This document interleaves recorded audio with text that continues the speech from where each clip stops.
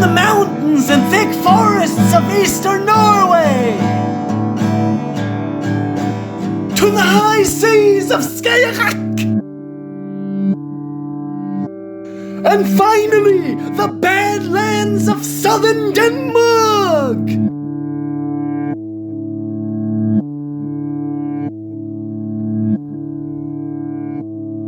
Vad fan sker da man? Vad som teufel ist los? Vem? Who?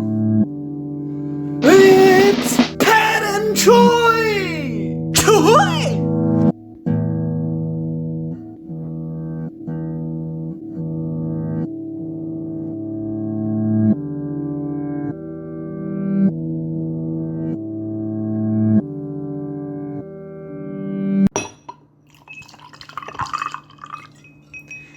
And we're live. Welcome back here to our 8th episode of The Corner. Today we got our guest Joshua from South Africa joining us. Hello. The first guest for a long time. Hello, Joshua. Hello, what's up? What's up? So we were going to talk a little bit about some things today, and we'll start off talking with class divide and gentrification around the world in coherence to the riots and stuff happening because of the George Floyd stuff that's gone down. So what's your take on gentrification in South Africa? Well, it's quite an interesting issue, actually. I mean, you consider how you've got the historical divides of racial boundaries in South Africa from the apartheid days, and how that has now impacted the situations of where people live and the economic state. And it's now created a very interesting situation where the racial boundaries reinforce the economic and vice versa. We still got a big problem with racism now in South Africa, but it's more as a result of the economic issues we're having. If the economic balance was solved, then the racism would disappear. Do you see first-hand examples of this in your line of work as you work as a teacher? Yes. Oh, definitely. I mean, you see all these people that are coming from very poor backgrounds that have come to hate everything that represents wealth. And too often for them, I mean, wealth is represented by the white people. So these people that are poor is de facto people of color. Normally, I mean, obviously there are exceptions. I mean, there are people now of the white races that have been moved into the poverty backgrounds, but it's still a majority groups of poor people are black and the majority of groups of the wealthier are white. Wow. So you would, for instance, see white kids being driven to your school in expensive SUVs, and then you would see poor kids. No, probably not just even. I mean, biking you'll have the poor kids going to certain types of schools, while the white kids will go to other types of schools, more likely. We've got So like it our is public school divided. system and we've got the private school system. The Wow, so private it's schools are all. divided up. Hmm. Yeah. You said like so private schools is for the rich and wealthy, and the public schools are for the more poor people. Is And is that oftentimes still going on these days, like in 2020? Because it's still very strong, yeah. wow, because like this is something like also I mean when you think about apartheid or not apartheid, if you think about segregation, that's something that happened like in the you just immediately go to the U.S. in the 30s, but you never think of it like that is actually still a topic that is present today. No, But but the simple thing people. is that the grounds of the segregation has just changed. It went from segregation based on race to segregation based on class. Wow, that's Yeah, so it has now become a class divide, which is also something I wanted to mention because I recently saw this documentary called Class Divide, where you have this private school in New York City in Manhattan that costs $40,000 for the kids a year to go to. And just on the other side of the street, you have the poor school and the projects of West Chelsea, where you have families just dreaming of making $40,000 a year. So kind of like a class divide, since you have like this I think it's on I think the divide is on Fifth Avenue or something Mhm. in New York. But damn, imagine being one of these poor kids, and then every day seeing expensive big SUVs, the private limo drivers or something coming to drop the kids off, and then there you are sitting with nothing. I mean, the first year I was teaching in South Africa, I started in a township school where it's a fully government subsidized. I mean, the parents pay nothing, and the school was completely and utterly destitute. There was no sports on offer. The the teachers had to share classrooms. There weren't enough textbooks for all the learners to use. I mean, I think I taught about like 5 classes, and I only had about 40 textbooks. I didn't even have my Drosser, own classroom to use. damn. Okay, Joshua, you said something about that you only had 40 books in your school and you went to a public school. Yeah, I was at like a public school, but even the public schools are quite gentrified. Yeah, I mean, you've got like public schools in the very like wealthy suburban areas, which are still actually quite relatively well equipped. But then you move into like the more low class township areas where there is almost no resources at all for teachers to use. We run on the bare Wow. basics that we can find. Wow. So it is defined by where the school is, where the funds is going, Yep. and the resources. Man, can't even imagine. And I was just thinking earlier on while we were waiting in the break that In the break, which there which are, which wasn't there because it's now I mean, edited we had it out. So yeah, out. yeah, yeah. Anyway, yeah, regardless of that, I was just thinking about an issue that when we're talking about the relationship between those class barriers and race, that the race is often used. I mean, the divides are often reinforced or pushed deeper in by the people of the higher classes. I mean, like the really, really rich will try and use this to keep themselves in power, especially our politicians.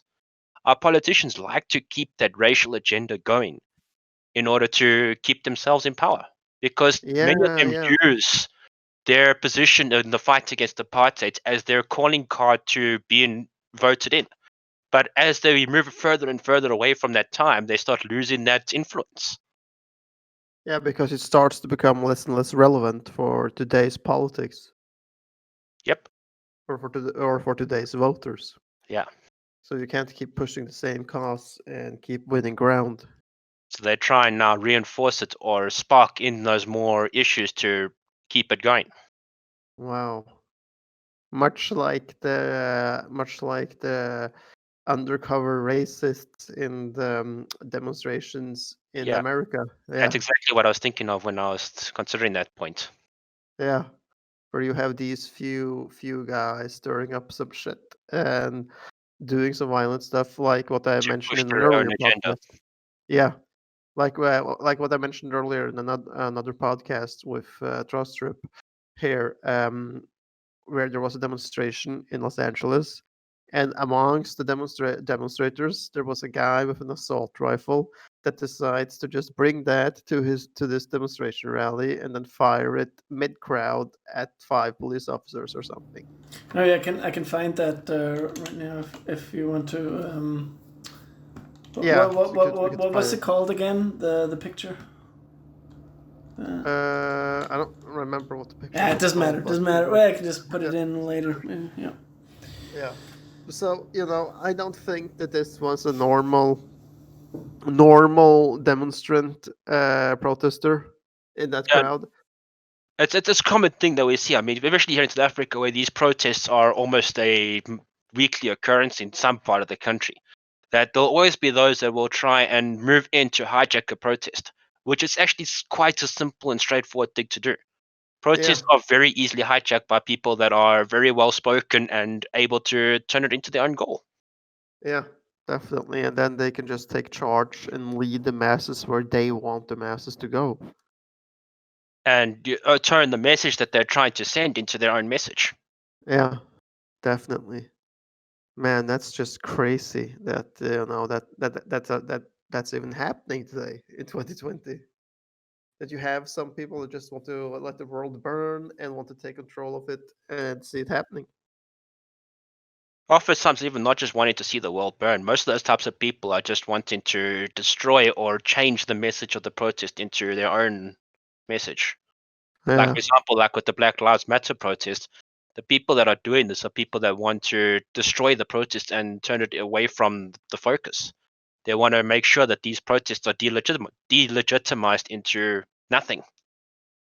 But is it though? Like, imagine how far that has gone. Now we are seeing pro demonstrations across Europe Yeah, it's for not George Floyd. necessarily successful. Not necessarily successful, but that's what they're trying to do by adding those little bits of violence and trying to destroy the image of those protests. So look at these guys; they're just as bad. They're all violent. They want to destroy. Wow. Meanwhile, that's not their objective. They just want to show that this is wrong.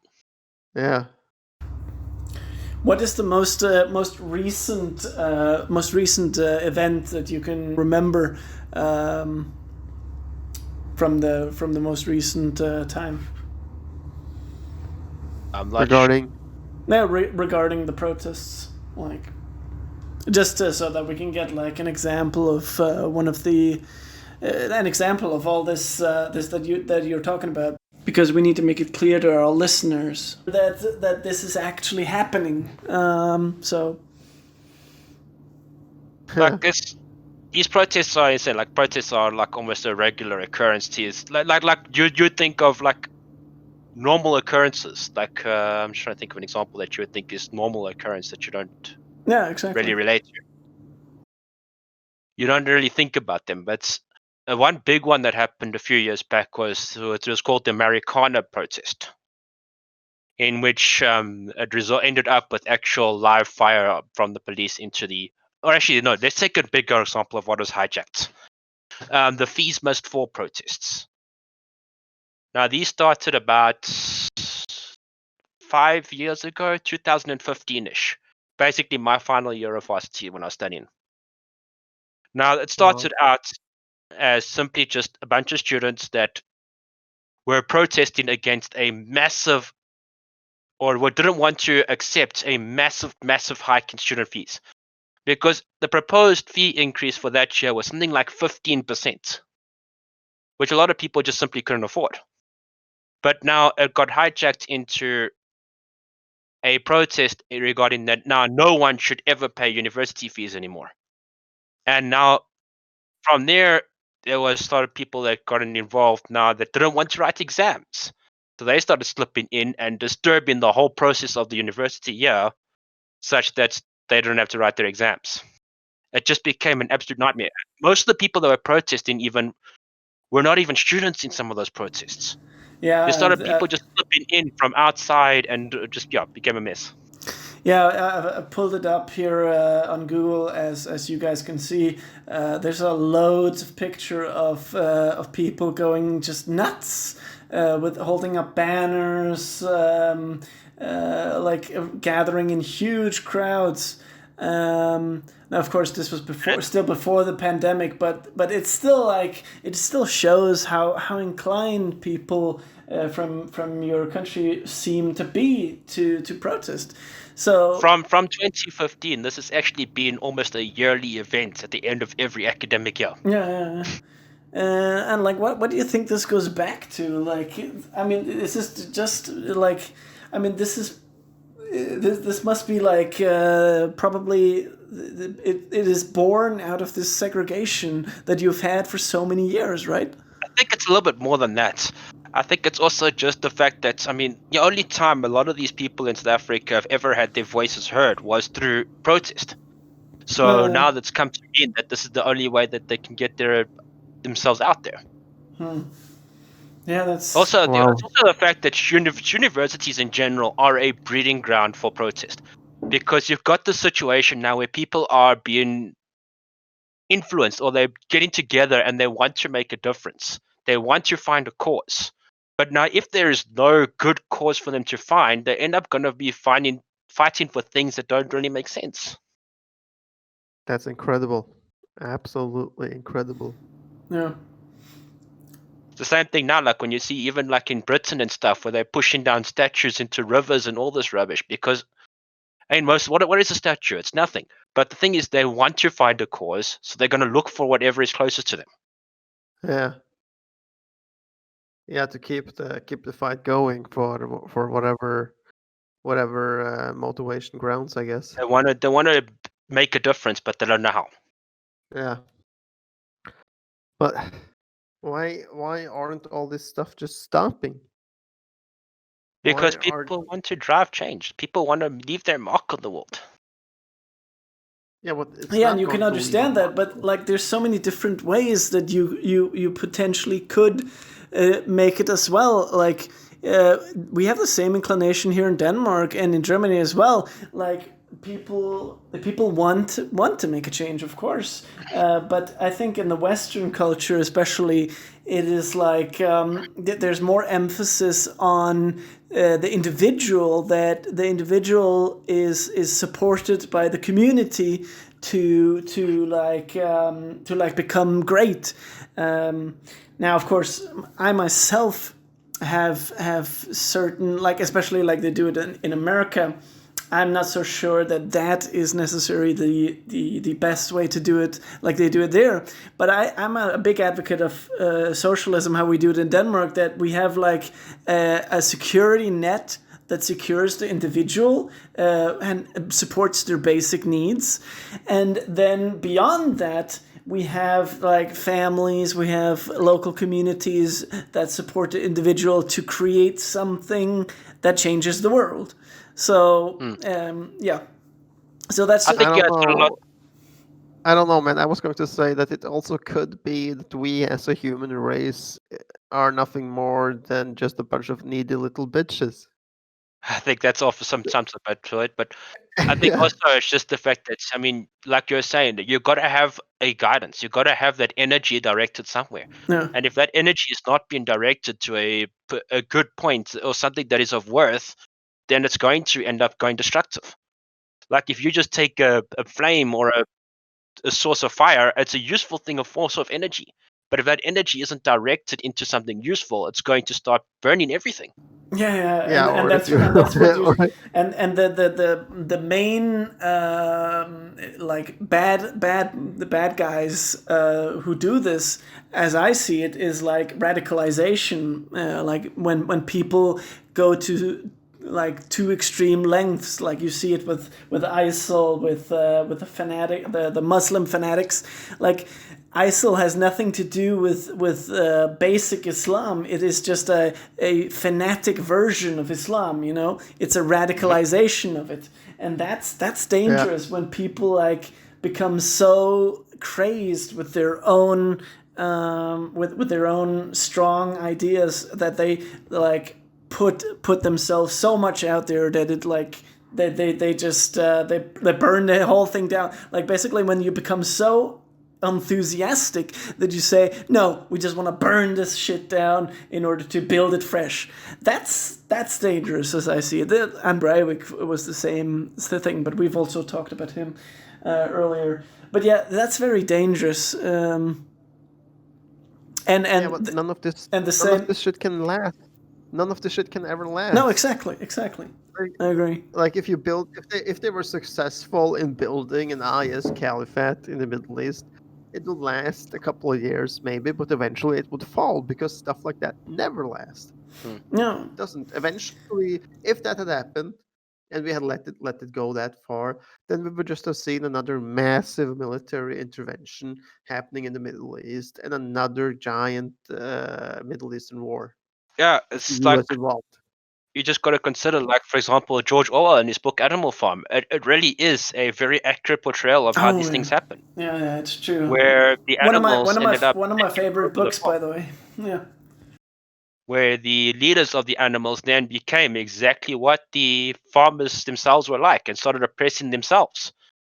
The Any government that is overtaken, or any leadership that is overtaken by force, is usually going to result in just becoming exactly like what it was. Yeah. Warriors or fighters can never be good leaders in a time of peace. No, because because it's against their natural. natural instincts. Even where, for example, like where fighters are needed. Like, for example, if we again take South African history, I mean, during the apartheid time, the black people don't need fighters to push themselves into freedom. But after that, we ended up now with the situation where those fighters ended up becoming leaders in the peacetime, and they did not have the skill sets and the mindset to lead in peace. Totally, a battlefield that they are unused to. Hmm. Well, it's weird, but yeah, you're right, man. Animal Farm is disturbingly correct as how we are as humans.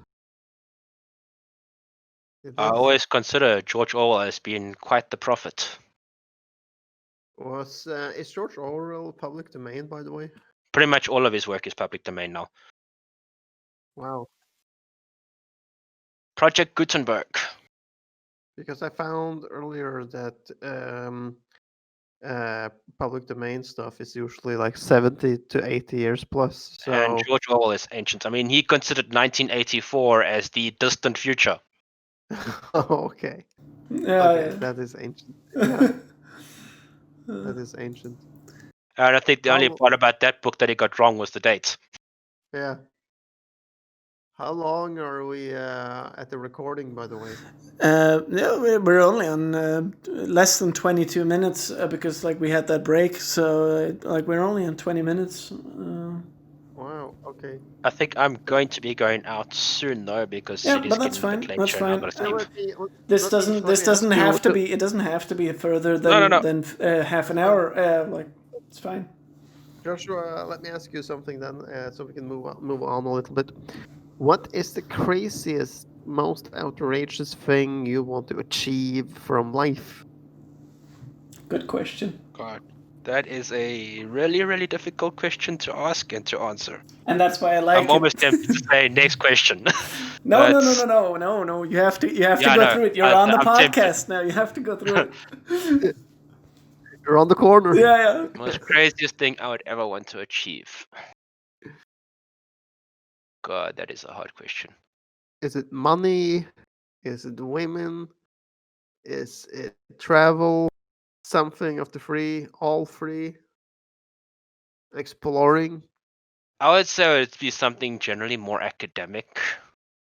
Okay, so you would maybe want to, study further and get another degree, maybe a master's degree or a Well, I doctorate. mean, my ultimate goal in life, well, in terms of my career, is to become a university professor. A what? A what kind of A professor? professor, a university teacher of University psychology. professor. Okay, of psychology. Hmm. Wow. Oh, that's an interesting. We've actually been touching on that in earlier episodes of the corner. And that's one of my like. I like it. I would not be able to study it because like there's so many pages to read. It's like holy crap. I mean, I read someone told me at some point that on the first semester in Denmark on psychology, you have to read over 1,000 pages. No, that's just a week. Over 1,000 pages a week. Wow.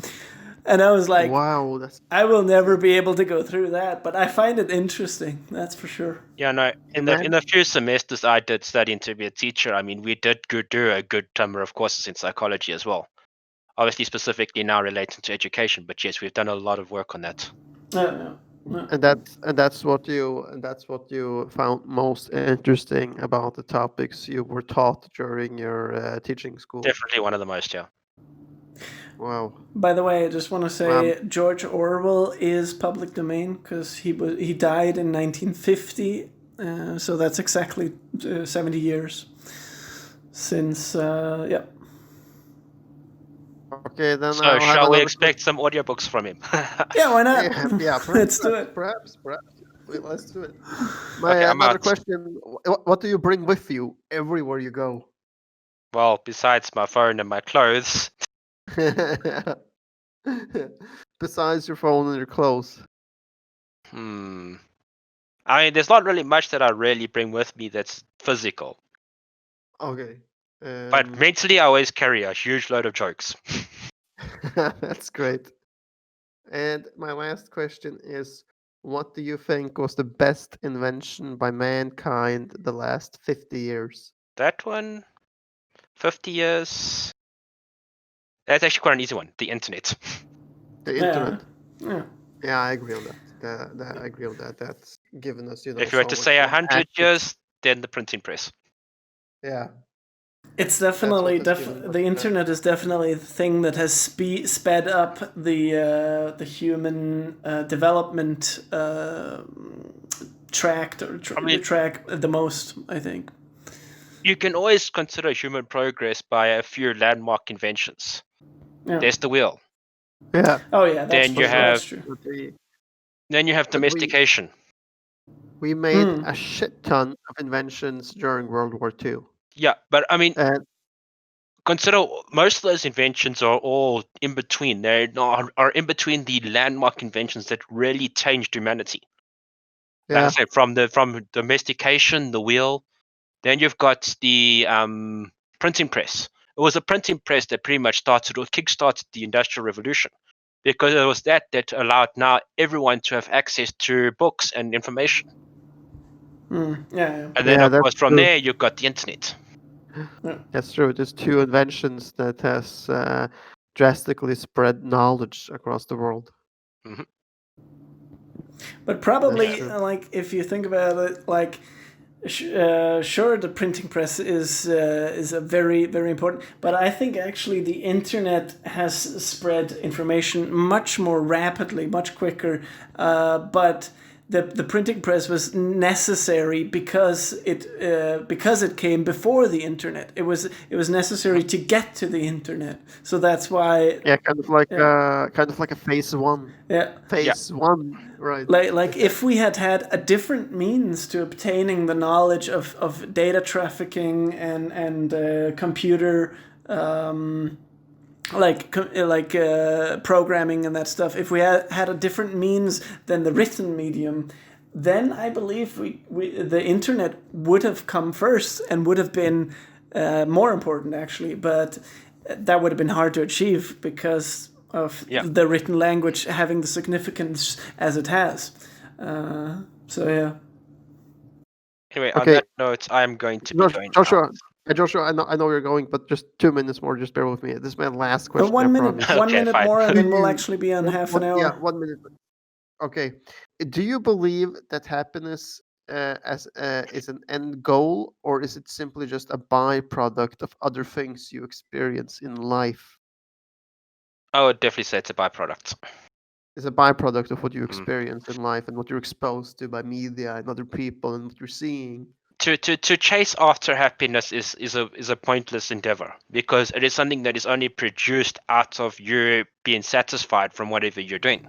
Oh, Yeah. I couldn't agree more. I couldn't agree more, actually. No, I believe the same because you have some depressive kids in Europe that is probably wealthy and stuff, but you would look on a kid in Africa that has nothing, but is playing football with some friends, and this dude couldn't be happier because Exactly. he has never been exposed to those things. He doesn't have the internet. He doesn't have a phone. He doesn't have Because he's books. just doing what he enjoys. Yeah, exactly. Yeah. So I guess the only way to know that you're truly happy is if you have nothing. Can you be happy if you have nothing? Hmm.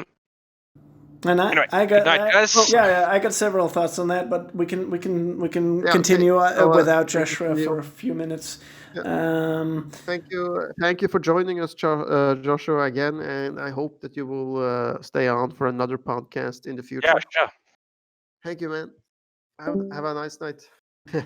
All right. And then what What a cool guy, man. What a cool guy. I believe so. I believe so. South Africa, huh?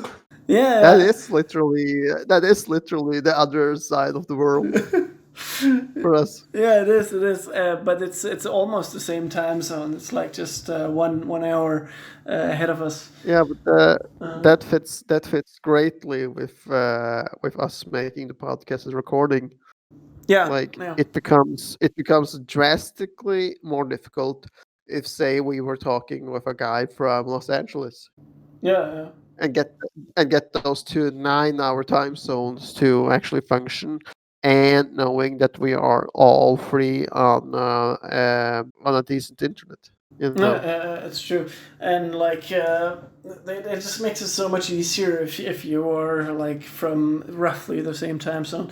But like with that last question that you asked him, that was actually interesting because that's something that I have a lot of thoughts on. Actually, what was it again? Can you ask me again, like you're interviewing me? I'll tell you again. Is happiness an end goal or simply a byproduct of other things? Love the accent.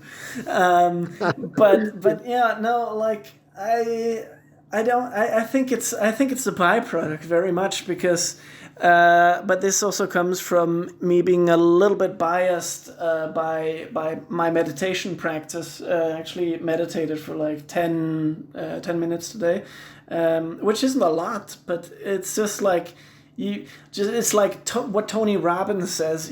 If you don't have 20, if you don't have 10 minutes every day for yourself, you don't have a life. It's that simple, and Yeah. from those, because from those 10 minutes you really you calm down and you really have this the peace and strength to say I I love how I like I think right now I'm good. This is it. I'm living my life instead of chasing down something that is so far ahead of you. And I mean, I know it can be a motivational tool to strive for something, but you also you got to be content with what you have now because it's just so much better because you can take comfort in I have a great screen that I look at right now. I have a great keyboard that I look at right now. I have great scotch that I'm drinking right now. I have a great book that I'm reading. You know, all those things are great to remind yourself with on a daily basis. Yeah. So in other words, you're saying you need to stop and smell the roses. Yeah, exactly. Yeah, it's Uh, just another metaphor for it. But yeah, yeah, that is yeah. basically what I'm saying. I like it's so easy when you are from, especially from our culture. I know Joshua is from a different culture. He's like on the other end of the world, literally and metaphorically and culturally. But in our culture, it's easy to like get caught up in I have to work hard. I have to get there. I have to get up at Oh 6 man. a.m. and I have to do this and this and this. Oh man. Imagine how this life is Yeah, for a lawyer working in Manhattan, working 90 hours a week. yeah. Holy shit. Holy shit. Yeah, in order to like get to some point where yes, maybe next year I can afford that triple X Mercedes with double times seat warmers But and good ass steering wheel. but No, what's the point? because What's the point of working? What's the point of working that hard while you're making $500,000 or more a year if the end result will be that you die at the age of 45 from a heart attack from stress? yeah, and also like if when you have that Mercedes, the year after that, you're just going to make yourself a new goal, which is a new and better Mercedes in quotation marks, like that you think is better, but really it's just another Mercedes. I mean, what the fuck? It's just, Man, I mean, sorry like, for dropping sorry for dropping the dialect here, but yeah. I have to recommend a Norwegian show for you called Exit, Oh, okay. Yeah. which which is Let me just pull it which up is here for about you viewers. yeah, just pull it up. Yeah. Which is about the financial elite of Oslo, where they Oh, have done some okay. research on it freehand, and you know these guys they are on another level than us because they are on this level where it takes more and more and more and more to keep them entertained. So it isn't Yeah. enough with simply, Yeah. it isn't enough anymore simply for these guys to have a beer with friends or go out in social gatherings or whatever. No, they have to fucking elevate this to a level where we are talking cocaine for tens of thousands of euros or something a month, and fuck apartments in Oslo that is owned by one of their shell corporations or something, where they can bring hookers and prostitute and drink expensive champagne and do blow. Like Oh it's wow. elevated. It's elevated to that level, and you think like, what the fuck? How empty is your life when you when you need to get to that level in order to feel the slightest bit of happiness, right? Yeah, yeah, and it's true. It's true. It's Because just like uh, it's stuff on more stuff on more stuff on more stuff, and it's materialism that is never going to be satisfied, is what it is.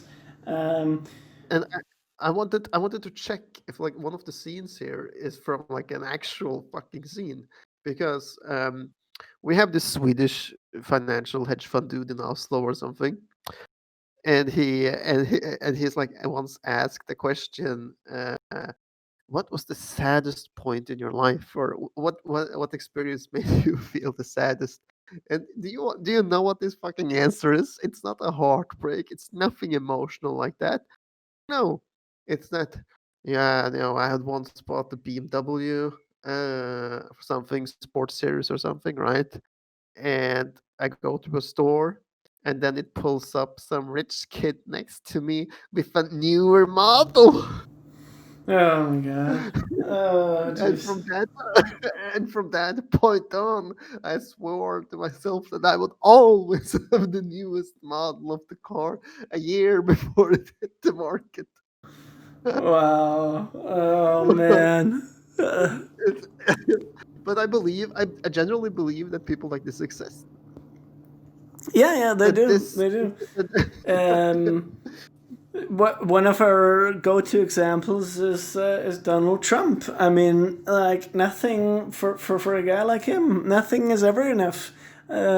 He had everything before he became president, and now that he's president, he still wants more. I mean, he's not satisfied. He will never be satisfied. but Uh, I still think that in his mind he truly believes that he came from dirt, yeah, yeah, yeah. because That's true. because That's he true. believes he believes that I built my empire from the ground up, But nothing maybe but a small maybe that is loan. actually also one of the reasons why keeps wanting more, because he thinks he worked so hard to get where he is, that mentality, working mentality, just keeps going and going and going. Yeah, Uh, but it's I it's don't all know. psychology, If really. But yeah. you remember the interview he was on in '92 or something with Charlie Rose, Yeah, uh, yeah. I think I listened where to it at where some where point. he where he says something like, if I were to run for president, I would win. And then, well, why don't you run for president now then? Well, because I'm not tired of making money yet. Yeah, yeah, exactly. That's oh man, it's the best example. So, so apparently now that he's in his 70s, he has gotten tired of making money because he already have his billions. Even though I find it questionable if he is even worth 11 billions, because that's what he says, that his net worth is 11 billion or 10 billion dollars or something, right? Hmm. But there is no way of truly knowing, because he has never opened up the records. He just claims and says that, like, I have $11 billion in accounts, but mostly in properties spread out across the U.S. Yeah, let's see what But Google says. Google says, as you can see here, viewers, 2.1 billion US dollars as of 2020. yeah, because that's the assets that we can actually account for, Yeah, yeah, exactly, exactly. right? So that, but that's, I mean, like that sounds very low too for having a a business empire like him and being the president. I mean, I know he's not paid for being the president, but still, his business empire does suggest. He is paid. He is paid for being a president. I don't No. think. I don't know. I don't think that he turned down the salary. Yeah, he did. I read He that. did. I read that somewhere. I can't remember where. I'm pulling it up as we speak. Well. Okay. What is the presidential salary actually? It's 400,000. That's And I pocket know money. that Yeah, exactly. It's pocket money for him. That's why he turned it down. Pocket. But yeah, I'm pretty sure he turned down the salary for working as the president. Yeah. Yeah, I'm gonna Man. find it. I'm gonna find it Yeah. at some Man. other point. Yeah, it's like I Yeah, could. okay. It says when I Google it, it says that Trump reported a yearly income of $362 million for 2014, 611 from January 2015 to May 2016. This is right before he becomes president, wins the election, by the way. Hmm. So at the time that he became president, he had earned $611 million in 18 months.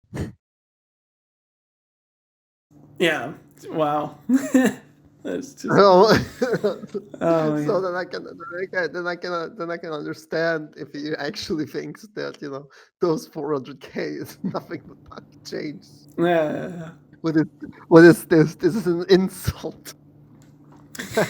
Yeah, but then again, Uh, like as Joshua steered us in on before, it's like that he's in a state of mind where this is not good enough for him. And nothing will ever be good enough. Do you think? What do you actually think he thinks of Melania? Do you think he thinks she's good enough for him? I'm not sure. I hope to God he does because hell, man, she's like half his age, and Yeah, she's some kind of but like yeah, Slovakian like model. I can't imagine they have a lot of common interests or like, yeah, like, I don't know, man. I'm No, not gonna no, say anything about that, but like, they just seem so different when I pull her up here. I, uh, I agree. I agree. And when you hear her speak, it's not a fluent American accent, even though she's lived in America for at least 20 years or something. She, Which tells me has she I should be careful about what I'm saying, maybe, but hell, we live in nah, Denmark. fuck it. Yeah, we live in Denmark. Say anything you want. which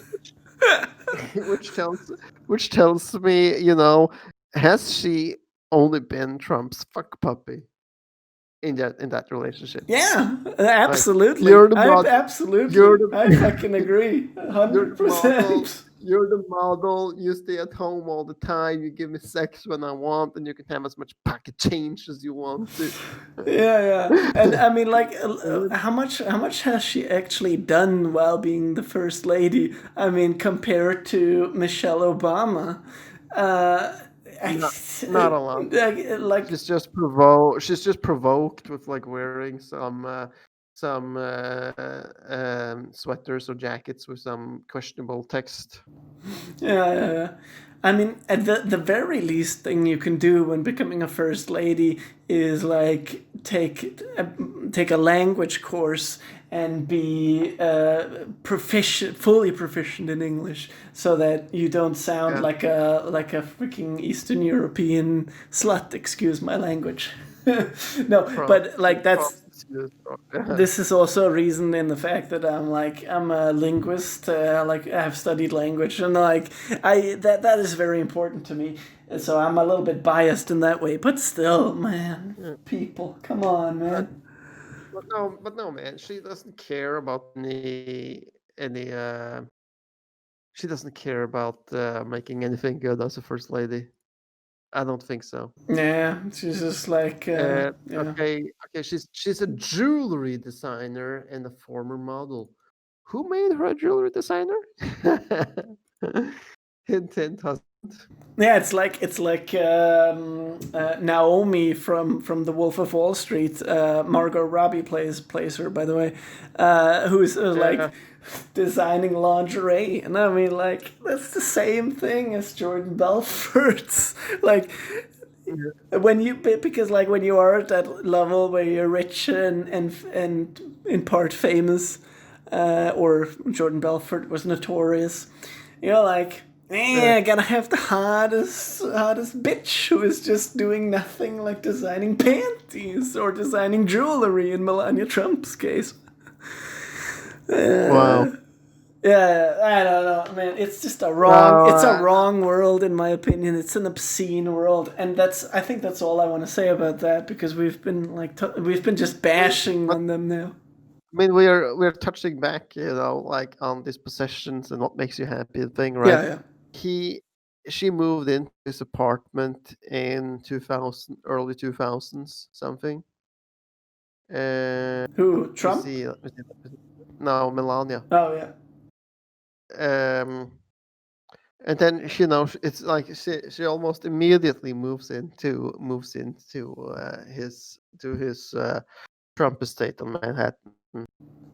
Mm, Yeah, it mm. says in 1996 she moved to Manhattan. Some Poli arranged for her to share an apartment with photographer Matthew Otanian in Seckendorf Towers in Union Square. But then when does she become together with? Okay, and then she poses nude for the January 2000 edition of Oh my god. GQ, where Trump has probably seen her, where Donald has seen her and like thinking like, I Yeah. gotta get me that. I gotta And sitting there, get a wife. sitting there with his dick out, thinking, yeah, gee. I mean, this is that kind of podcast where you can say that. Absolutely. Yeah. When asked about the photo in 2016, Trump said Melania was one of the most successful models, and she did many photo shoots, including for covers in major magazines.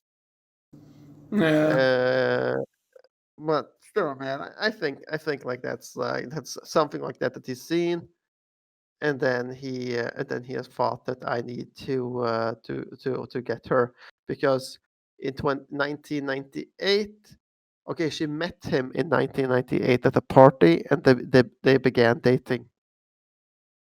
But I And then I ask again, what does that mean? Began dating? Does that mean it's having sure sex, like or just? yeah, because it sure as shit don't mean intellectual conversation. Because if it meant intellectual conversation, Yeah. again, her English would be a lot fucking better now after having lived over 20 years in the US. Yeah, yeah, yeah. True, I true. mean, shit, man. If the two of us have lived 20 years in the US and like Alabama, like yeah, let's just say Alabama, we would both be talking fluent Alabama now. Yeah, yeah, yeah. That's true. That's true. I mean, we haven't even lived in the U.S. and we're already pretty damn American accent-wise, if you ask me. And I can confirm that from multiple occasions where people have actually guessed. Are you from Arizona? Are you from? Have been asked. Are you from Georgia? Like, Wow, that's crazy. That's crazy. yeah, When yeah. when I was in a liquor store in Connecticut, they asked me if I was from Canada. No, that's interesting, because That's most people when they ask me online, they ask me if I'm from one of the southern states. Is that true? Do I really have that much of a southern accent when I talk? I I don't think so.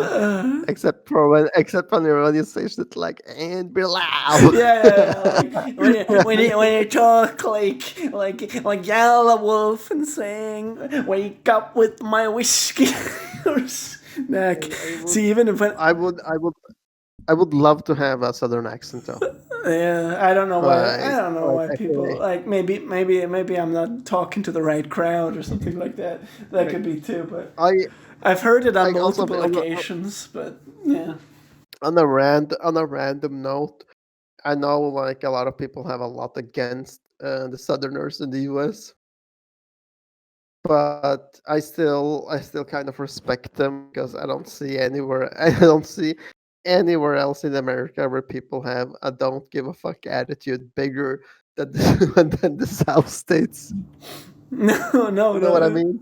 Yeah, You know what I mean? Like we do what the fuck we want. This is Texas, Arizona, Alabama. even even though they are like one of the most lowest paid states, right? That's still that attitude that they have. yeah, yeah. That's true. Kind of crazy. But I think we have gotten a little, if I may take the horn here, we've gotten a little off topic with all this. I mean, that's of course good. I mean, all the I don't know. Like I guess the point of this podcast is just have a good time, right? Yeah, that's like definitely. We some episodes we will plan like the last one. I thought the last one that we did was epic Yeah. because we planned what we were going to talk about, and we got some info out there about it. Yeah, and Um, like, but and, you know, like the Joe Rogan podcast said on his podcast, like you can learn something from him. I mean, the essential points that they go through, like you get, but you also have that laid back, calm, chill attitude, which I think is very yeah, healthy. So yeah. yeah, I mean, Right. if you don't learn I anything, def- so what?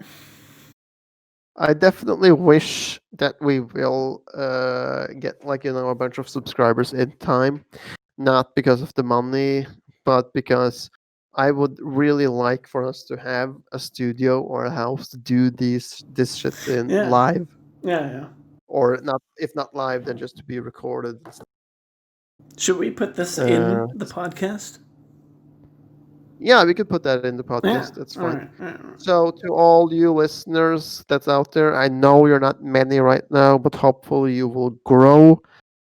Please comment, as that will help push the video through the YouTube algorithm. And please subscribe and help us grow.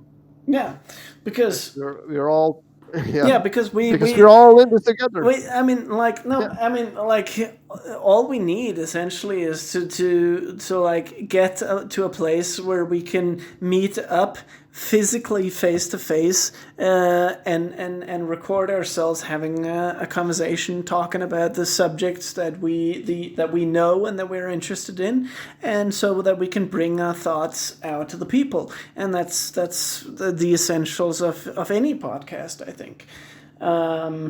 Because when you talk online over the internet, then you have this lag interference, and when you're face to face and all the microphones are connected to the same PC, then you have zero lag guaranteed, and that's Have essentially we have we had any lag interference in this episode? no, but you know what I mean, like well, not that I've noticed, but to be 100% sure, you like this is what Joe Rogan does too. Like he has one machine to which all the microphones are connected, and and that record everything they say and everything they do with the cameras that he has connected to it. And then Jamie So just edits it together, and then it comes together into an awesome podcast. And that's essentially our goal too. so what? So we just shall we just make the next episode then on a McDonald's somewhere on E45?